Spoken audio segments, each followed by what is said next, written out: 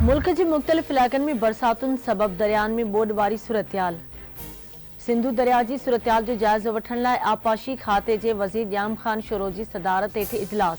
आबपाशी secretary पारां गुड्डू सखर ऐं कोटड़ी बैराजनि में पानी की सूरतयाल ते ब्रीफिंग। आबपाशी वज़ीर पारां ऑफिसरनि ऐं अमले खे दरियानि जा कपर मज़बूत करण ऐं हिफ़ाज़त यकीनी बणाइण जी हिदायत। बैराजनि ऐं बंदनि ते ऑफिसरनि खे अलर्ट रहण की भी हिदायत। ॼाम ख़ान शोरो जो चवणु आहे त अवाम दरिया ऐं नदी नालनि जे वेझो अचु वञ खां पासो करे। मौजूदा मॉनसून सिस्टम की शिदत घटिजी वही है, उनजो कराची ते इम्कानी असर अटकल खत्म थी चुको है। मौसमियात खाते जो बयान सुभाणे खां 25 अगस्त दौरान कराची में नए सिस्टम तहत बरसात की अगकथी।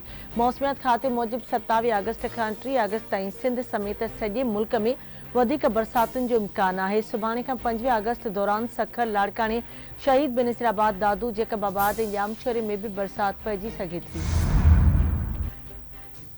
उतरे इलाक़नि में बरसात खां पोइ सिंधु दरिया में चाढ़ जो सिलसिलो जारी। गुड्डू बैराज वटि विचोले दर्जे जी ॿोॾि बरक़रार। गुड्डू बैराज वटि पानी जो मथां वहकिरो 4,71,332 क्यूसिक रिकॉर्ड कयो वियो। पाणीअ जो हेठां वहकिरो 4,47,925 क्यूसिक रिकॉर्ड कयो वियो। पानी जे दॿाउ सबबि हिफ़ाज़ती बंदनि ते ख़तरो बरक़रार।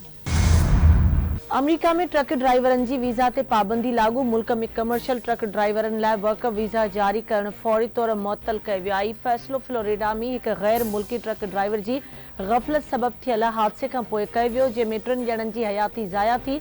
अमरीकी परॾेही वज़ीर मार्को रूबियो जो बयानु।